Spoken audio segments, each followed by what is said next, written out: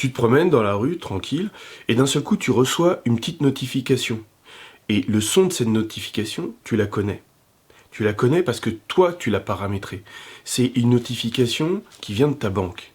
Hein, et elle a le même bruit que les signaux d'alarme, hein, en cas de bombardement. Donc tu regardes ta notification, et là, qu'est-ce que tu vois? Tu as été débité, hein, de 200 euros. Et tu te dis, bon merde, tu t'es fait pirater ton compte, c'est des hackers. Non, non, c'est trésor public. Et là, d'un seul coup, bah, t'en reviens pas, tu gueules, tu retires ton masque, et mais qu'est-ce que c'est que cette merde, tu vois? Et puis boum, tu te retrouves au sol. Hein, parce t'avais pas vu qu'il y avait un drone qui tournait autour de toi, hein, et qui t'a envoyé un spray. T'es paralysé pendant plusieurs heures.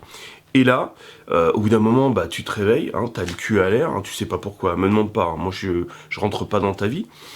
Et, euh, et là, eh ben, tu regardes la notification, t'as une deuxième notification, hein, bien sûr, hein, faut pas se foutre de ta gueule, une deuxième du même montant qui t'a été débité. Voilà.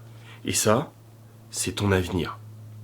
Bon, ah, c'est un peu sombre, peut-être que j'exagère un petit peu, mais pas vraiment. Pas vraiment. Je vais te parler des drones. Je vais te donner une notification, une petite histoire qui va t'éveiller un peu l'esprit. Des conneries, j'en dis de temps en temps, mais là, tends l'oreille. Parce que, si tu veux, au niveau de ce qui existe dans le monde militaire, ça arrive en grande partie dans le monde civil. Et là, je vais te parler d'une petite histoire qui est arrivée il n'y a pas très longtemps. Benjamin Netanyahou, c'est le premier ministre israélien, hein, il n'arrête pas de relancer cette histoire avec l'Iran, comme quoi ils ont une installation nucléaire, hein, qui est pas très claire, hein, et qui servirait pour autre chose, hein, à des fins militaires si tu veux. Et en fait, il distille les informations depuis février 2018, hein, des informations que le Mossad a piquées à Téhéran, hein, sur le programme militaire iranien. Et récemment, c'était passé cette semaine, il y a le responsable Mohsen Fakhrizadeh qui s'est fait tuer. Hein. Et c'est de ça que je vais te parler. En fait, le mec se promenait, bah, il est responsable, hein, du programme militaire, du programme nucléaire militaire de l'Iran. Hein, présumé, hein, parce que comme il nie, voilà. Donc, le mec, bah, il était en déplacement. Et d'un seul coup, bon, il y a son garde du corps qui conduit, et puis il entend un boum boum. Et donc là, il s'arrête, et puis ils sortent, et d'un seul coup, ils se font mitrailler tous les deux. Et ce qui est particulier, c'est qu'au début, ils s'attendaient tous à ce que ce soit des assaillants. En fait, non, c'était un camion avec une mitrailleuse automatique dessus. La mitrailleuse était commandée à distance. Ce qui veut dire que le mec qui commandait la mitrailleuse n'était pas là. Bon, après, ils ont cherché, hein, à qui appartenait la camionnette. Le mec était parti depuis le 8 novembre, donc il n'était plus dans le pays. Ce qui est important pour toi, ce système permet de contrôler une mitrailleuse à distance. Un peu comme les drones américains. Bon, les drones, tu sais très bien que, bah, par exemple, Barack Obama a lancé énormément de frappes via des drones. Et bon, donc du coup, bah, ils n'ont plus besoin d'envoyer forcément des avions. Hein, avant, ils disaient non, c'est pas possible, il faut absolument des pilotes pour faire ce boulot. Bah non, maintenant c'est des drones. Et ce sera la même chose pour tout. Et en quoi ça nous concerne? Qu'est-ce qui dit que des drones, hein, pilotés ou pas, soit par une personne, soit par une intelligence artificielle, imaginons armés d'un spray, comme j'ai dit en début de vidéo, mais aussi peut-être armés d'une LBD. C'est possible. Et là, bah, tu verrais plein de drones autour de Paris ou dans une autre ville en train de circuler pour mettre des amendes ou faire la sécurité. Je te donne un petit scénario. Tu sais que en septembre, là, la France a acheté de l'électricité parce qu'on en manquait. Imagine que là, on se tape un hiver rigoureux cette année ou les années suivantes. Un hiver où il fait super froid et les éoliennes, par le manque de vent, ne fonctionnent pas bien. Qu'est-ce qui se passerait?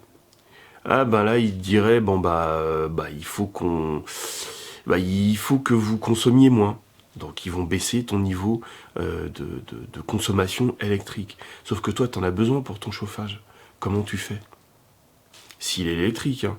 Mais bon, comme il y a beaucoup plus de gens qui consomment, qui ont des radiateurs électriques, bah, ça va poser problème. Bah, je sais pas, si tu as une maison, bah, tu vas aller chercher du bois, tu vas essayer de te chauffer. Et là, il y a des drones qui vont arriver tout autour de ta maison. Tu sais pas ce qu'ils sont en train de faire, hein.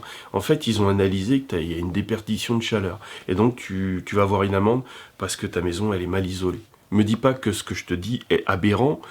Écoute, la dernière fois, j'ai vu sur les journaux que la grande roue de Lille était enfin installée. Donc, ils ont ouvert. Mais t'as pas le droit d'y aller. Parce que sinon, bah, il va y avoir trop de monde au même endroit. Ouais, en fait, ils l'ont installé, mais t'as pas le droit d'y aller. C'est pas aberrant, c'est pas stupide. Et on peut t'en sortir comme ça, mais des lampées de news de ce style, pardon. Il y a une autre histoire que je voulais te donner, hein, pour vraiment illustrer ce que je te dis. C'est l'histoire d'un homme, hein, qui est en Allemagne de l'Est, hein, qui arrive chez lui, il est fatigué par une grosse journée de boulot, hein, il n'arrête pas tous les jours c'est la même journée, et puis il est crevé. Donc, mais un jour il arrive, et il dit à sa femme, bon, vous prenez chacun une brosse à dents, un slip et puis un t-shirt, et vous dites rien à personne, mais on s'en va. On part du pays, on se barre. Mais vous téléphonez à personne, vos cousins, cousines, amis, vous dites rien à personne. Donc, en ce temps-là, bah, le patriarche parle, tout le monde suit. Et donc, ils s'en vont, hein, ils vont à Berlin et ils passent à l'ouest. Hein. Le père, il passe avec ses enfants, tout ça, ils passent tous à l'ouest. Et quelques semaines plus tard, il y a le mur de Berlin qui est construit. Et pendant plusieurs décennies, les gens ne pourront plus traverser. Eh ben, on est dans cette période-là. Ce que je veux te dire, c'est que les choses, elles changent en France. Elles évoluent, et pas forcément dans le bon sens. Et donc, ce que je te dis, c'est qu'il faut...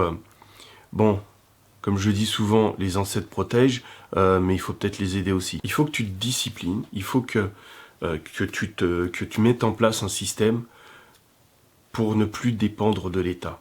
Il faut que tu t'améliores au niveau personnel et au niveau financier. Essaye de trouver un boulot d'appoint, essaye de monter une petite entreprise en plus, essaye de monter tes compétences, essaye de t'améliorer, d'avoir plus de confiance en toi, essaye de travailler sur tes défauts, parce qu'il y a un moment où il y aura un mur entre nous. Et ce mur, il y a ceux qui ont réalisé qu'il fallait passer un cap, il fallait passer une frontière rapidement, et puis il y a tous les autres, il y a tous ceux qui resteront derrière. Là, je pense que tu es d'accord avec moi, tu vois bien que tout évolue, tu vois bien que par exemple en France, il y a plein de choses qui vont pas du tout. Et donc, il faut se préparer, il faut évoluer mentalement, il faut évoluer financièrement, parce que le jour où il y aura le mur, c'est pas à ce moment-là qu'il faudra commencer à bouger. Pour réussir, il faut bien se dire que la discipline est préférable au désordre. Il faut absolument que tu réussisses à évoluer. Il ne s'agit pas juste de regarder des vidéos et des vidéos, il s'agit d'appliquer et de t'améliorer. Bon, bien sûr, je t'invite à suivre ma chaîne en t'abonnant, mais aussi à lire des livres, à essayer d'évoluer. Si tu as besoin d'évoluer physiquement, fais-le. Si tu as besoin d'évoluer au niveau de la confiance, fais-le. Si tu as besoin d'évoluer financièrement, tu le sais, fais-le tout de suite, tout de suite, tout de suite. Parce qu'il y a un moment, quand le mur sera construit, on ne pourra plus rien faire.